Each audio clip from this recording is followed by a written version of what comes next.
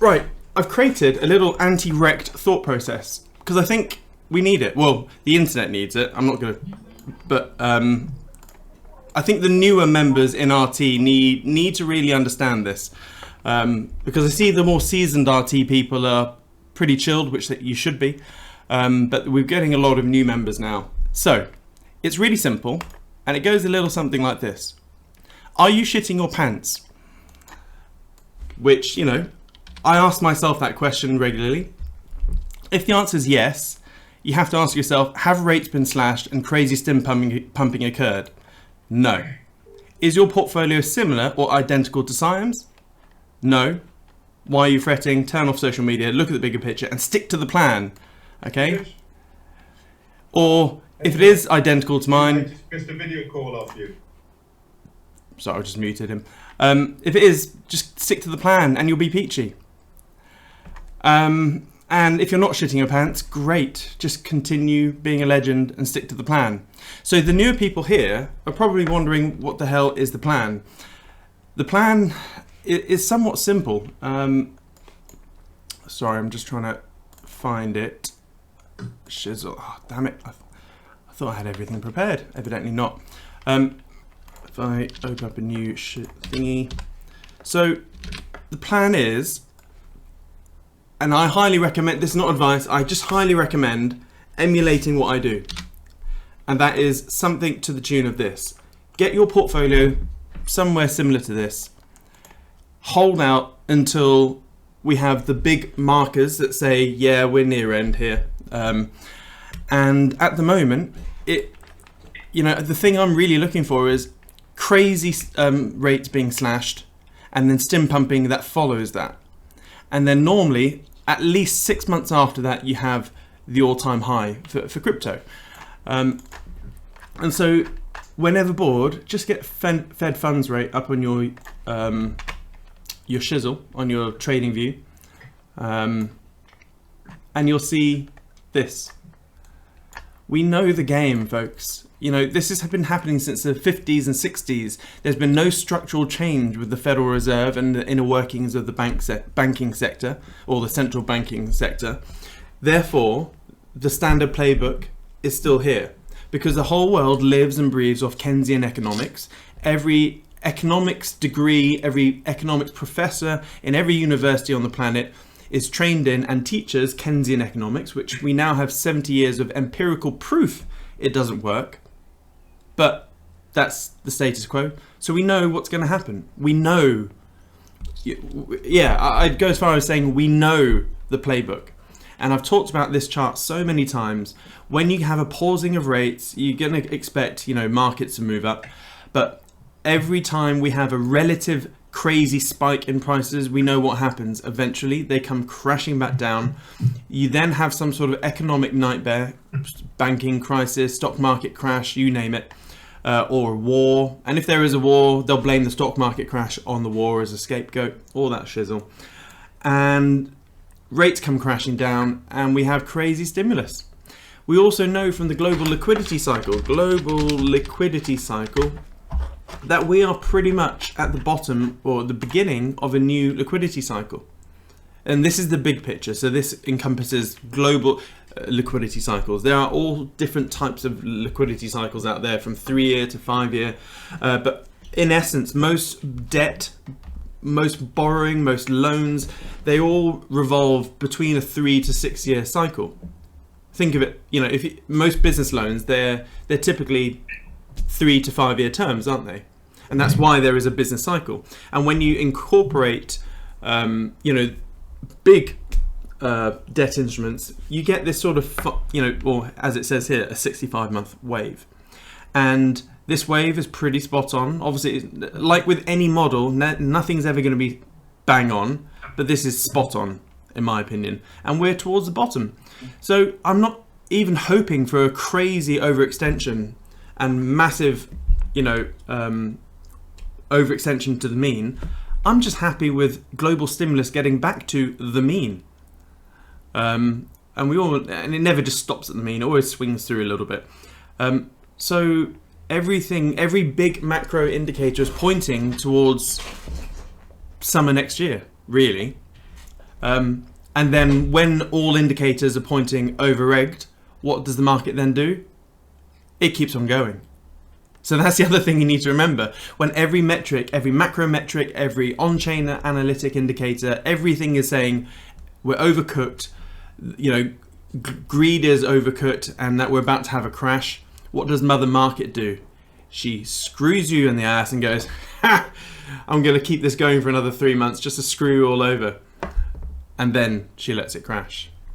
So are we anywhere near end game, folks? No, we're not.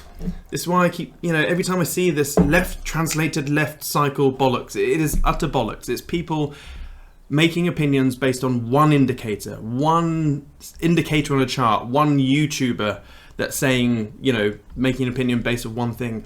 This is why you need that intense focus in your basket, and then you need to know a little bit about everything, so you have that nice peripheral vision, and then when you can form opinions based on dozens of indicators, and then you'll have to know and do your best to put your own personal weighting, as in weighting, as in your own weight to each metric. Now, I've made errors in the past. One of the errors I made in the last cycle was putting too much weighting towards on-chain analytics. I've learned my lesson. I'm putting far less weighting on-chain, and perhaps maybe reducing the amount of on-chain analytics that I actually look at. Because back in the last cycle, I was looking at probably a good 10 to 15 on-chain metrics, like MVRV, new pools, all that sort of stuff. But really, when it comes back down to it, realized price is probably one of the best ones out there. So anyway, going back to, so has this happened? No, it hasn't.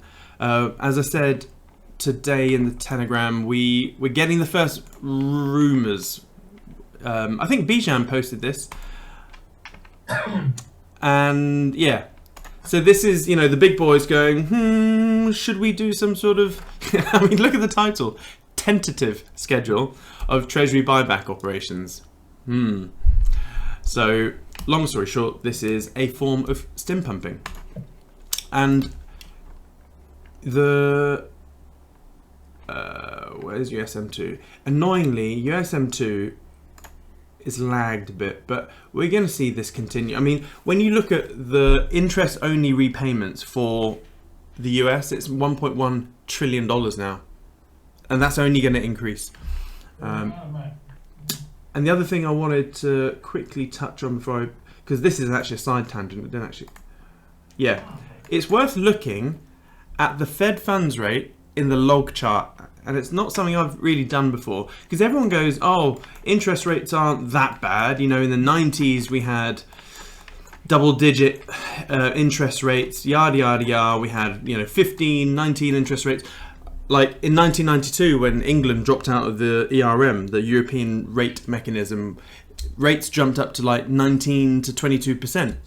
Homeowners got absolutely clobbered back then. But, people look at the chart and go, oh no, it was way worse in the 80s and 90s. But is it really on a relative basis? It isn't.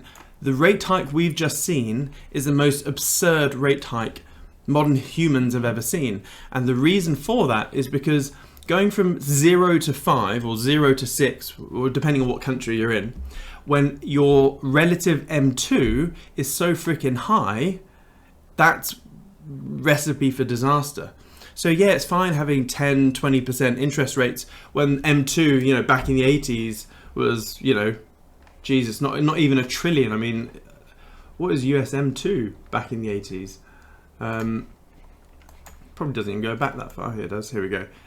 So 1980s, the US M2 is $1.5 trillion. So it's not that big a deal when you have.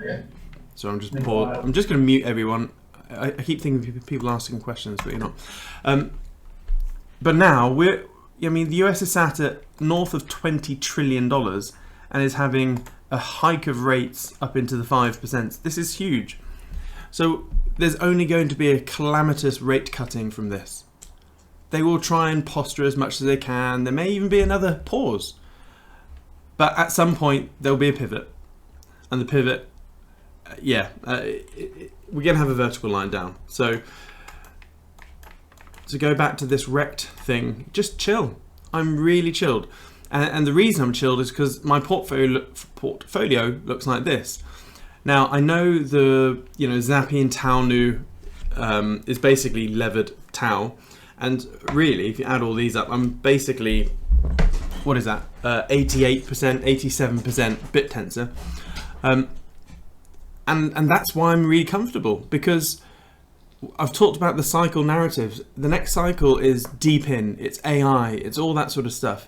Bit tensor is the living embodiment of deep in, decentralized physical infrastructure, and AI. Like, bit tensor is doing all of it. So, and we're seeing almost every month a brand new startup raising a couple $100 million or a couple of billion and being valued at tens of billions with no real team, no functional product. It's just vaporware at the moment, and people are getting these massive billion-dollar valuations. Yet when you look at their use case of what they're trying to do, it's, most occasions, BitTensor already has a subnet doing exactly what they're doing.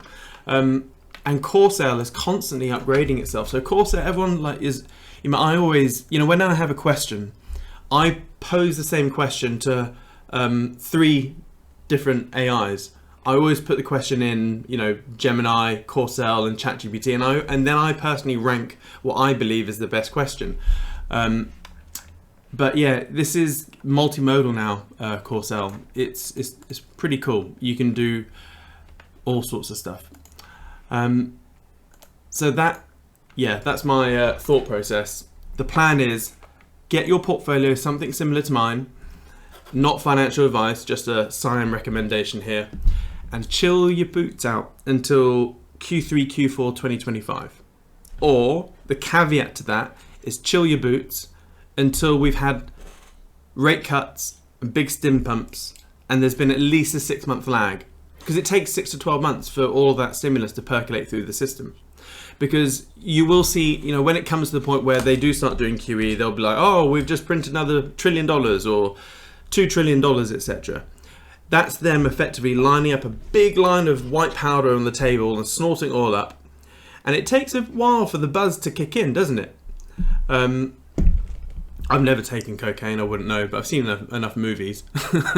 And then the next hit, you need to do the same amount a lot quicker, or you need a more potent, bigger amount to keep that buzz going. But eventually there's a crash down, and that's why you need to wait for that sort of 6 to 12 months after the heroin, and things start cooling down.